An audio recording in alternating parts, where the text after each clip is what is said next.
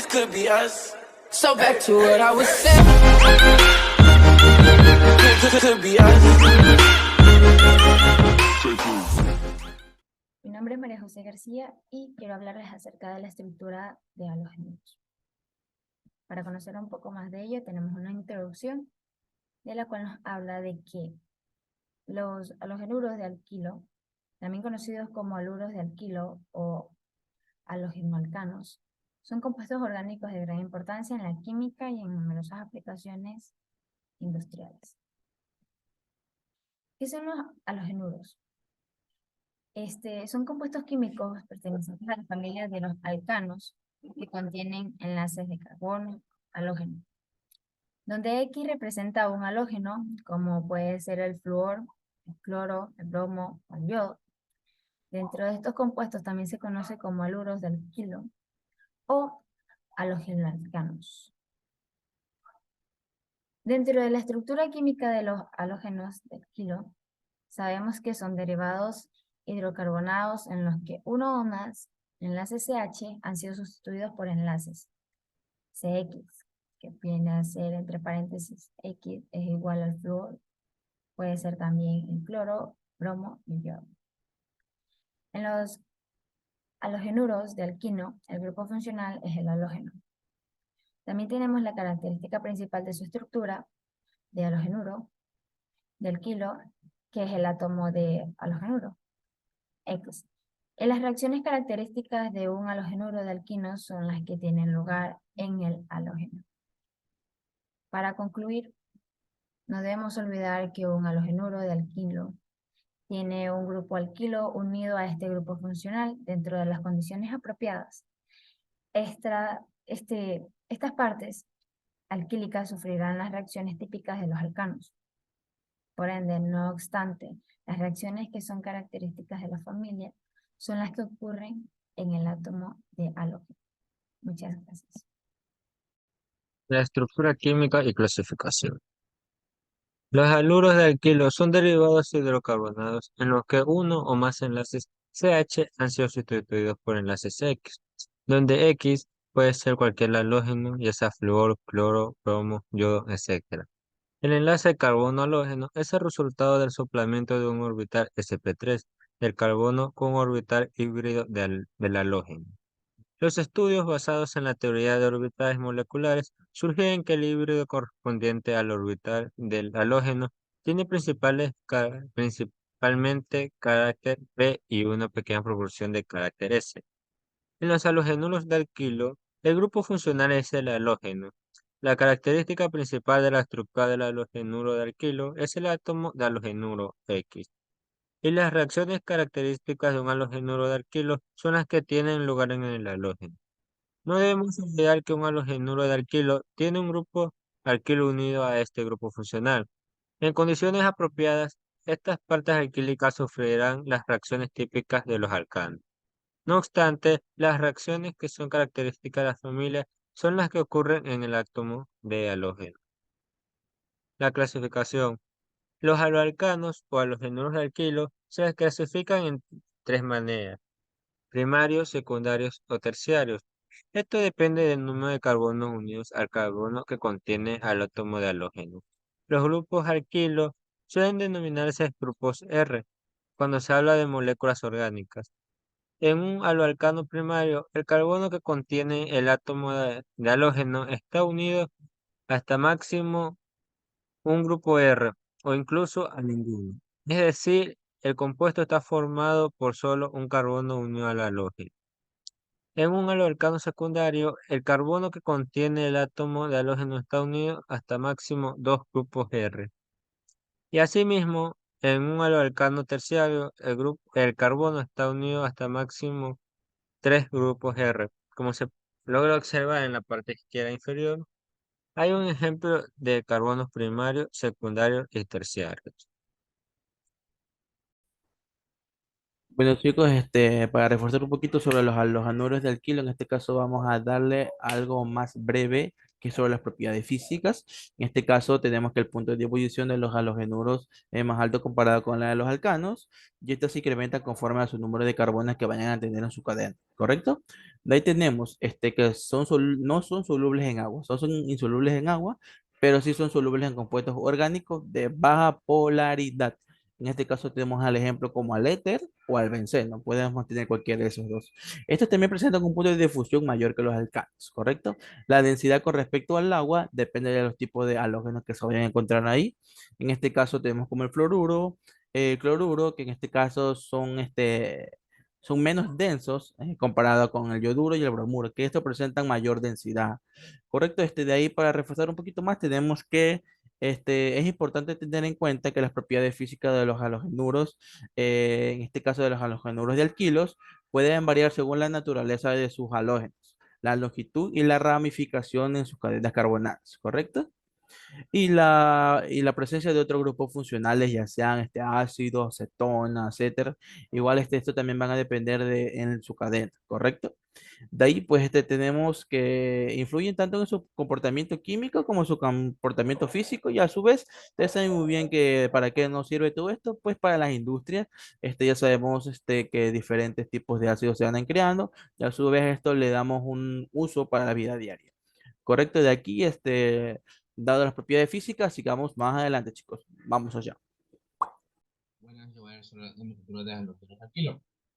Estos halogenuros alquilo, también llamado grupo de alquilos, se representan bajo la fórmula general R y X, donde R será el radical alquilo y X será pues los compuestos orgánicos que forman parte de la tabla periódica del grupo 17, que pueden ser el cloro, el bromo, el yodo, el flúor o el cloro.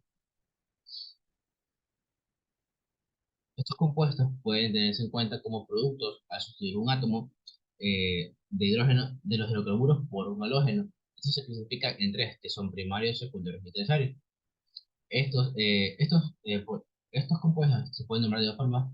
Están impuestos por la YUPA, que pueden ser la nomenclatura funcional y la nomenclatura sustitutiva, con la cual podremos ver diversos ejemplos en los cuales la nomenclatura funcional de los haluros primeramente se nombra eh, el bromuro o el yoduro, que se designan estos como peleas separadas al grupo alquilo, y por ende se representan bajo la cadena de carbonos más larga.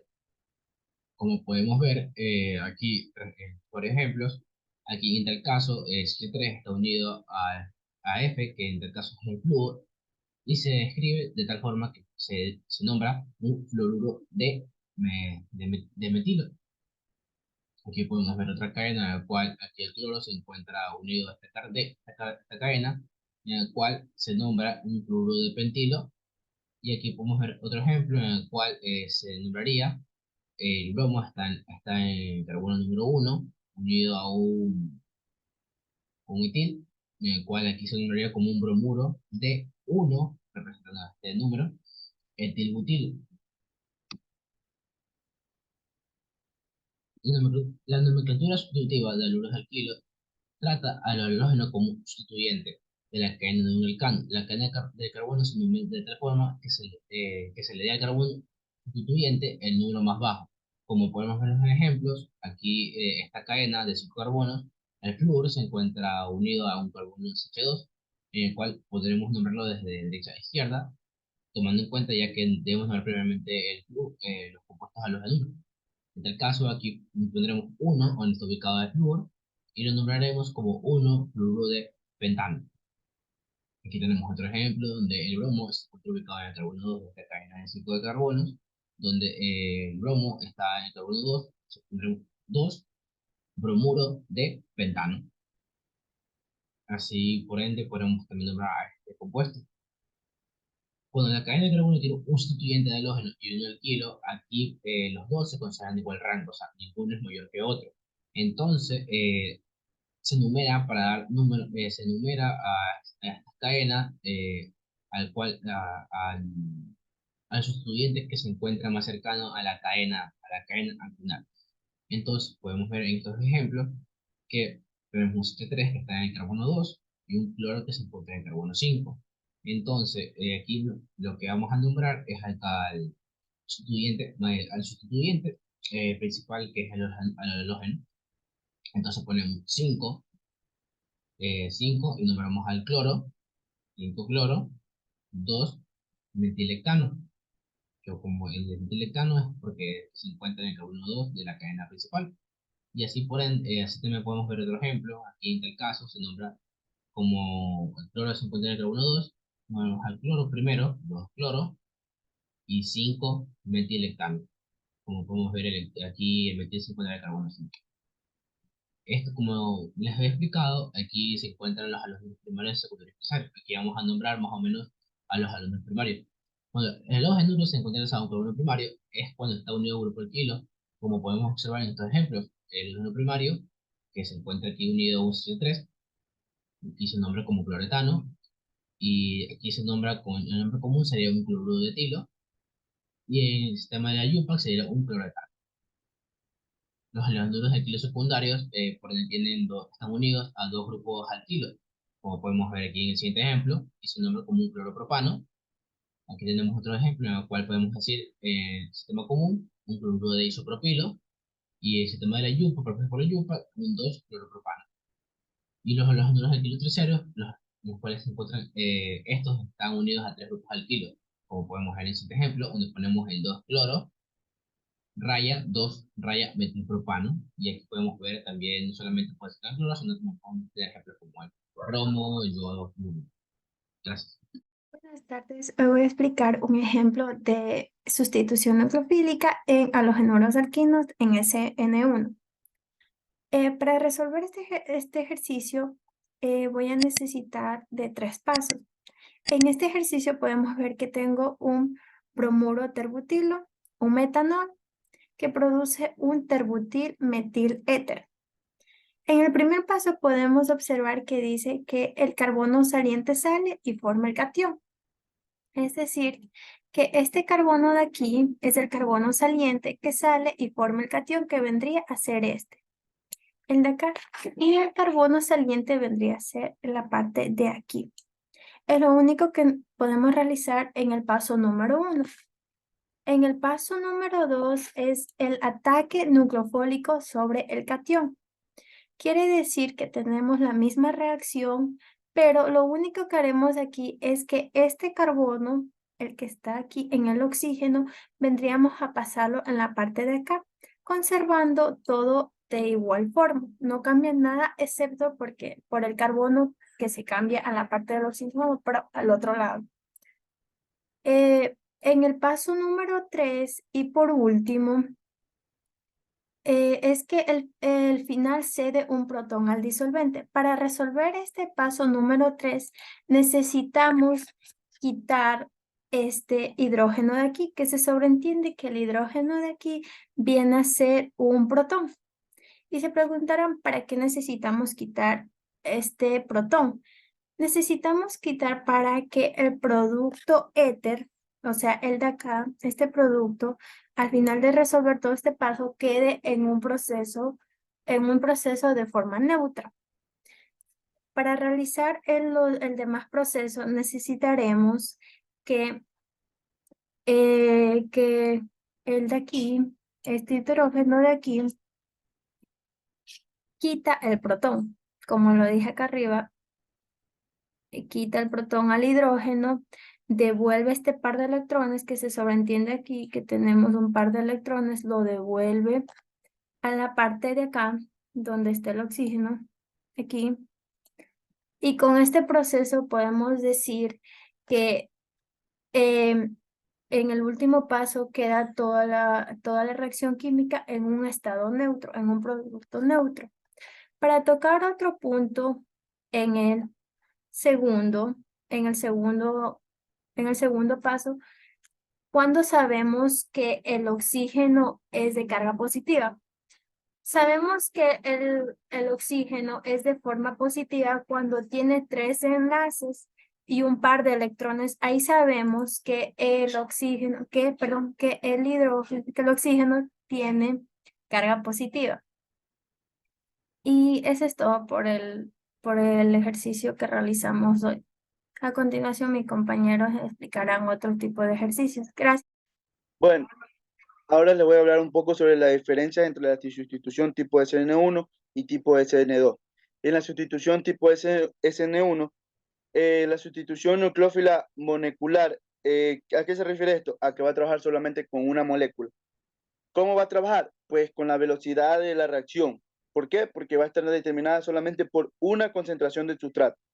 Y al final de la concentración del reactivo, esta no se va a ver afectada. En cambio, en la sustitución tipo SN2, tenemos que la sustitución nucleófila es bimolecular, lo cual dice que va a trabajar con dos moléculas. En la reacción, la velocidad de la reacción se va a ver afectada por la concentración del sustrato y por la concentración del reactivo nucleófilo. Tenemos que en el mecanismo del SN1 se va a romper el enlace del carbono con el otro elemento y va a dar así el paso a una carbocatión. En cambio, en el SN2 el mecanismo va a ser el carbono con el elemento y se va a formar otro tipo de enlace con otro carbono.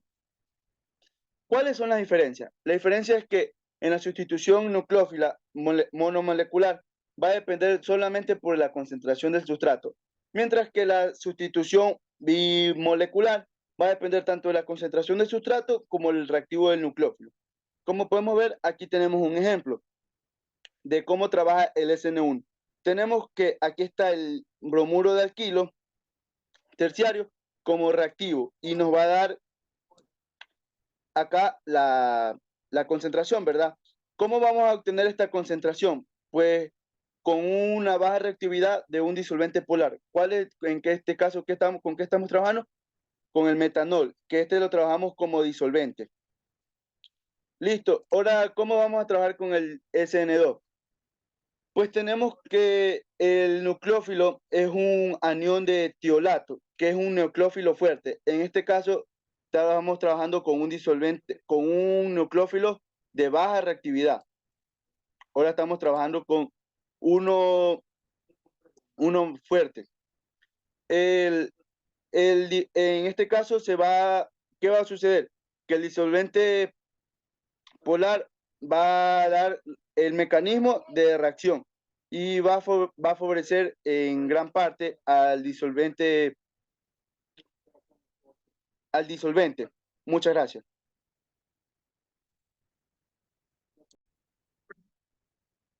Buenos días, yo les voy a hablar sobre reacciones de eliminación E1 y E2.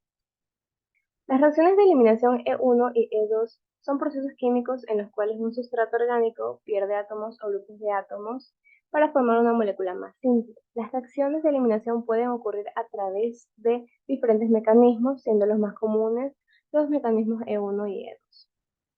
Los mecanismos E1 y E2.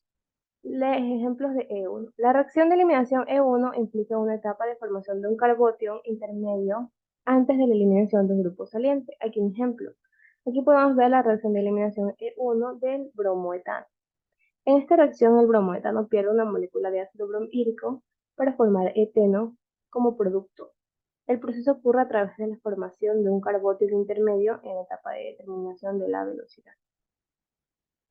La eliminación unimoleculares G1 compiten con la sustitución nucleófila unimolecular, formando alquenos. El comportamiento nucleófilo del agua genera el producto de sustitución SN1, mientras que el carácter básico da lugar al producto de eliminación E1. Este proceso se divide en dos etapas. La etapa 1, que es la ionización del sustrato, y la etapa 2, en donde el agua actúa como base, arrancando el protón del carbono vecino al positivo, carbono beta, para formar alquenos. Si el agua actúa como nucleófilo, da lugar a productos del tipo SN1.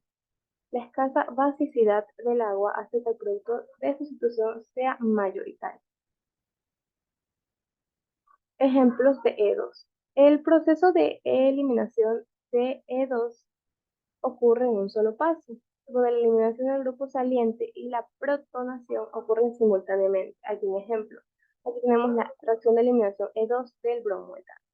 En esta reacción, el bromometano reacciona con el hidróxido de sodio para formar eteno como producto principal junto con agua y bromuro de sodio. Como subproductos, la eliminación del grupo bromuro y la protonación ocurren de manera simultánea. Estos son solo ejemplos para ilustrar los mecanismos de eliminación E1 y E2. En la realidad hay muchos otros sustratos y condiciones que pueden dar lugar a reacciones de eliminación utilizando estos mecanismos. En la reacción E2, el tratamiento de un haluro de alquilo primario y secundario con una base fuerte conduce a la formación de un alqueno. La velocidad de reacción depende de la concentración del sustrato y de la base. El mecanismo que se propone es un proceso concertado y los grupos que se eliminan, X y H, se disponen de forma antiperiplanar. El proceso es regioselectivo, ya que existe en la eliminación, se produce mayoritariamente el alquilo más sustituido por la regla de Sykes. Si existe la posibilidad de formación de los isómeros cis y trans, predomina la formación del alqueno trans frente al cis. Si se usa una base voluminosa, el caso típico es el terc-butóxido potásico. Se forma mayoritariamente el alqueno menos destruido, regla de Hoffman, dado que prevalecen factores de tipo esféricos. Al igual de otros factores, la velocidad de la reacción depende de la naturaleza del halógeno. Según esta secuencia, la reacción es incompatible con grupos sensibles a base. Bueno, como conclusiones tenemos que los halogenuros de alquilo son compuestos químicos importantes en diversas aplicaciones y tienen tanto beneficios como riesgos asociados. Estos compuestos consisten en átomos de halógeno, como flúor, cloro, bromo o yodo, unidos a un grupo alquilo en una molécula. Se utilizan en la síntesis de productos farmacéuticos, productos químicos industriales, pesticidas y plásticos, entre otros. Su reactividad química los convierte en valiosos reactivos en la síntesis orgánica, permitiendo la introducción controlada de grupos funcionales en moléculas orgánicas. En resumen, los halogenuros de alquilo son compuestos químicos versátiles, con diversas aplicaciones industriales y farmacéuticas. Sin embargo, es fundamental utilizarlos de manera responsable, considerando su impacto ambiental y los posibles riesgos para la salud, y buscar alternativas más sostenibles cuando sea posible. Gracias.